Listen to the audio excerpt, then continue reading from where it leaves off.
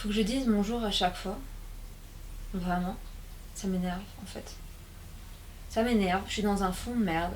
Juste envie de parler des études parce que je sais que ça pourrait être intéressant pour des étudiants qui rentrent en première année aux Beaux-Arts d'avoir quelques conseils.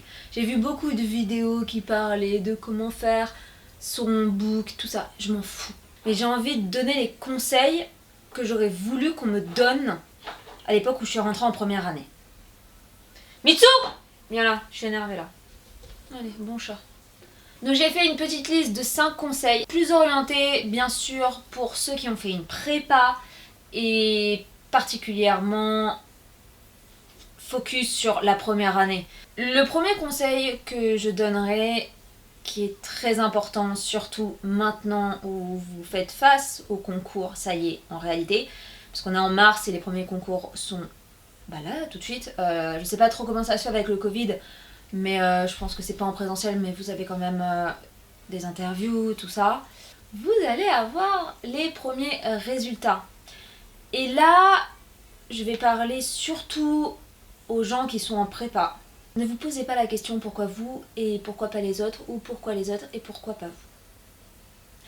C'est facile à dire, c'est difficile à faire, mais clairement quand on rentre dans les écoles, on ne comprend toujours pas pourquoi c'est nous et pas un autre.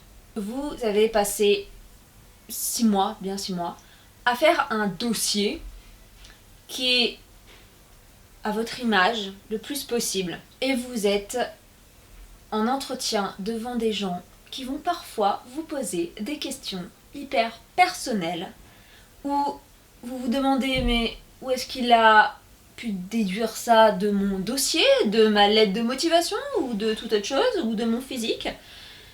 Ça va être énervant et ça ne doit pas vous démotiver à passer les concours. Vraiment, vraiment, vraiment pas. Il faut prendre beaucoup, beaucoup, beaucoup de choses en compte quand on passe ces entretiens. Avant qui on passe, après qui on passe. Bien sûr que les travaux ils font quelque chose.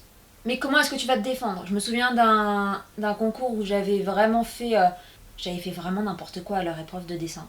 Ils m'ont dit c'est mauvais hein. Je les ai regardés, j'ai dit mais totalement. Je m'en fous de dessiner en fait. En fait, je me suis rattrapée en disant que oui, j'en avais rien à faire, mais que voilà, ça c'était mon dossier. Je voulais faire ci, je voulais faire ça, je voulais leur école pour telle raison, et que c'était comme ça, et que c'était pas autrement.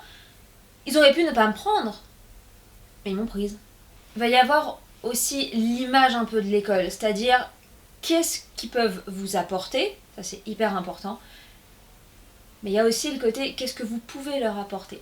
Parce que s'ils voient que vous êtes un étudiant qui ne peut pas évoluer dans leur école, ça leur sert à rien de vous prendre. Parce qu'il y a aussi une sorte de donnant-donnant. Disons que les discussions avec les professeurs doivent être un peu animées. Ils peuvent pas prendre quelqu'un où ils n'ont pas du feeling avec leurs travaux. Même s'ils se disent waouh, c'est des travaux de qualité, s'ils n'ont pas le feeling, ils peuvent pas vous prendre. Parce que qu'est-ce que vous allez leur apporter niveau conversation et qu'est-ce que eux ils vont vous apporter niveau conversation? Comment ils peuvent vous aider à vous orienter? À quoi va ressembler vos travaux? Qu'est-ce que vous dégagez comme envie? Qu'est-ce que vous voulez faire dans le futur? Ça, c'est des choses qui sont très importantes dans les entretiens et qui changent vraiment un entretien. Ça peut vraiment faire changer quelque chose. Ça veut dire qu'un un portfolio qui est plus mauvais peut être pris juste parce qu'au final, la personne se révèle plus intéressante. Et il y a des portfolios qui sont dingues et les personnes sont totalement inintéressantes et ils sont pas pris pour cette raison. C'est arrivé plein de fois et ça arrivera plein de fois. Donc vous essayez de ne pas vous poser la question, même si c'est vraiment compliqué à se dire. Je rajouterai donc une chose aussi, je l'avais déjà dit, quand vous êtes dans les écoles, ne vous posez surtout pas la question quand vous voyez des travaux que vous jugez pas bons ou du moins pas au niveau des gens que vous aimez de votre prépa, de vous dire pourquoi eux et pourquoi pas mes amis. Ça fait beaucoup de mal de se poser cette question-là. Donc évitez, c'est dur, mais évitez. Vous savez pas ce qui s'est passé pendant les entretiens. Le deuxième point, je vais faire tout le temps ça avec mes doigts, hein, carrément. que j'aimerais aborder, c'est le fait que ces études sont très très vides, mais qu'elles sont très dures. Alors pourquoi? Elles sont très vides dans le sens où, du moins dans mon école, il y avait, même à partir de la première année, il n'y avait pas de cours obligatoires. Il n'y avait qu'un cours obligatoire, c'était les langues. Après, rien n'était obligatoire, il n'y avait pas de présence à avoir, il n'y avait rien. Et le problème, c'est que en quoi c'est dur, c'est que on va quand même vous demander d'avoir une production plastique. En première et deuxième année, bah pas forcément. Enfin, si, mais c'est quand même quelque chose qui est beaucoup plus... on peut se casser la gueule énormément. Pendant quelques mois, il n'y a pas de problème. Par contre, en troisième année, en quatrième, ça va, et en cinquième, il faut taffer. Parce qu'il y a les diplômes à la fin et on demande d'avoir quand même quelque chose qui est fait et qui se voit et qui est là. Et ça, on peut pas. Mais donc c'est très très très très vide. Et le fait d'être très très très vide, j'ai vu beaucoup de gens tomber un peu à cause de ça. Surtout ceux qui venaient d'écoles qui étaient très strictes. Ou alors de certaines prépas où ils étaient très soutenus par leurs professeurs et tout d'un coup ils se retrouvent plus du tout soutenus par les profs. Parce que aussi il y a quelque chose, c'est qu'en prépa, on est choyé. On est choyé. On nous demande de beaucoup travailler. Il y a toujours au moins un prof qui est présent. Si ce n'est plus, on peut parler tout le temps où ils nous donnent des rendez-vous qui sont obligatoires. Que nenni aux Beaux-Arts. Vous voulez pas voir les profs, vous pouvez ne pas les voir pendant un an. C'est une certaine sélection naturelle. Le troisième point, c'est... Il faut pas avoir peur de la page blanche. Si on me l'avait dit, je me serais sentie peut-être un peu moins mal. On m'avait pas dit ça, on m'avait dit oui, t'aimeras plus ton travail de prépa. C'est faux. Pendant une année, j'ai continué à faire plus ou moins ça. Je suis toujours dans ces questionnements-là. C'est juste que ça a évolué plastiquement, clairement.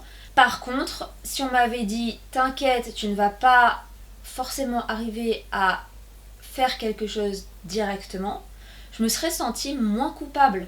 Là, moi, je me suis vue être coupable parce que je suis rentrée en septembre 2017 jusqu'à novembre-décembre, je n'ai rien fait. C'était hyper compliqué. Je préférais traîner, marcher, un peu comprendre comment est-ce que ça fonctionnait, où est-ce que je devais aller, où est-ce que je me sentais le mieux pour travailler aussi, c'est très important. Et j'ai vu beaucoup d'étudiants après rentrer et me dire « Oh, c'est pas normal, j'arrive pas à travailler ». Et moi leur dire, alors que j'étais en deuxième ou troisième année, c'est normal. Alors soit tu peux te forcer et te casser la gueule parce qu'on donne aussi cette chance-là en première et deuxième année, soit tu peux te donner le temps de regarder des films, lire des livres. C'est plus la prépa. Il y a du temps. Ça y est, il y a du temps. Il y a 3 ans pour préparer un diplôme. Et même ce diplôme de troisième année, c'est plus un diplôme de recherche avec quelque chose qui est une fondation pour le diplôme de cinquième année que quelque chose qui doit être parfait de A à Z. Calmos, vraiment. Faut se prendre le temps.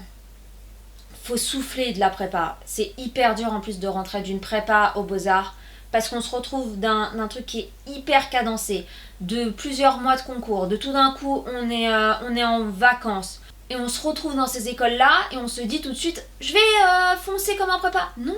Et si tu commences à te ronger la gueule sur ça, ça sert à rien. Ah, il y a quelque chose que je veux absolument ajouter sur ça. Quand vous êtes dans cette période-là, allez quand même à l'école. Sortez de votre atelier, ça c'est un conseil qu'on m'avait vraiment donné. Sors de ton atelier, ne reste jamais avec les gens de ton atelier ou de ton atelier technique ou tout ça. Va voir les autres pratiques, va voir les autres personnes, ça va te faire du bien. Parfois vous pouvez tomber sur quelqu'un qui a les mêmes questionnements que vous. Quelqu'un con, oui. Et qui n'a pas du tout la même façon de l'aborder, qui n'a pas du tout les mêmes références. Et c'est hyper enrichissant. C'est fait pour ça ces écoles-là. Quatrième point et pas des moindres, c'est sur le fait que j'ai vu beaucoup de gens rentrer aux Beaux-Arts en pensant qu'ils allaient enfin être dans un safe space. Fun fact, il n'est pas plus safe que le Monoprix du coin. Ça veut dire que vous allez tomber sur les gens qui ont des idées qui sont aussi étroites que les personnes dans votre quartier ou dans votre famille ou n'importe où, et que vous n'allez pas forcément être accepté sur toutes vos idées et que vous n'allez pas accepter les idées des autres, et c'est pas grave. Faut arrêter de croire que les Beaux-Arts c'est quelque chose où les gens sont habillés de toutes les couleurs et sont habillés comme Bozo le clown et qu'on pense tous d'une manière hyper ouverte, qu'on est tous woke et tout. Non, pas du tout.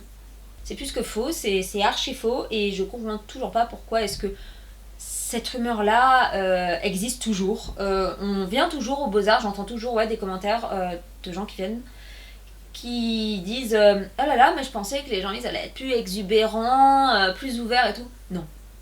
Non. Donc malheureusement, il y a beaucoup de choses qui vont faire que niveau safe space, ça va être pareil qu'une école de commerce.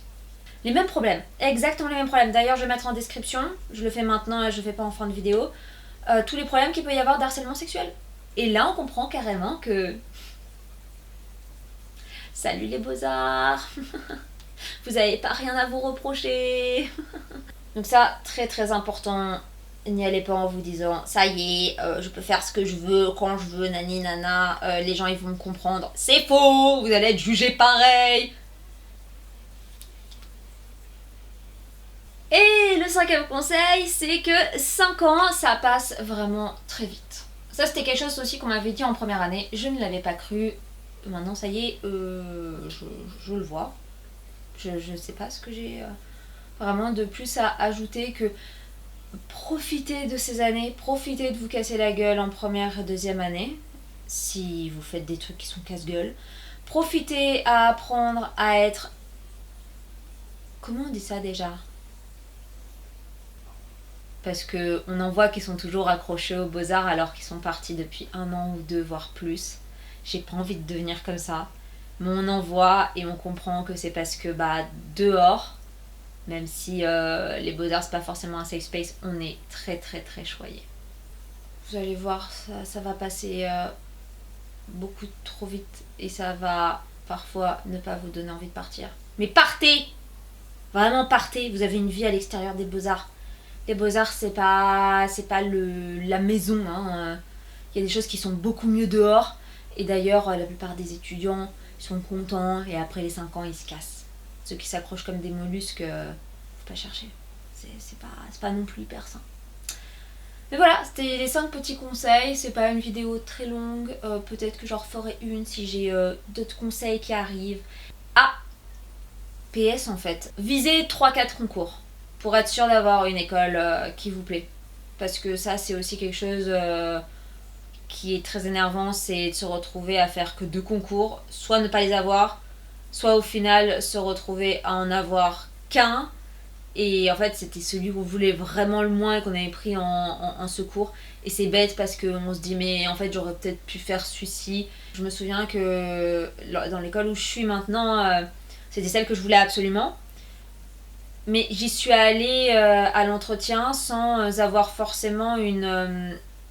Bien sûr que c'était stressant, mais j'avais pas aussi peur que certains amis qui avaient pas passé d'autres concours, parce que il y avait une autre école que je voulais et j'étais sur liste d'attente et j'étais prête à faire des pieds et des mains pour rentrer dedans.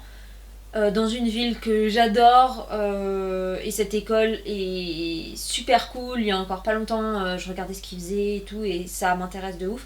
Donc voilà, vraiment faites des concours. Les plus petits sont pas forcément les plus nuls. Au contraire, ça peut être les plus enrichissants. Donc ça y est, c'est enfin terminé. Je vous laisse là-dessus. On se revoit très bientôt. Bisous. Quoi? T'as quoi toi? Oh, vous voulez prendre le médicament? Il est que 14h. Je vais dans 3 quarts d'heure.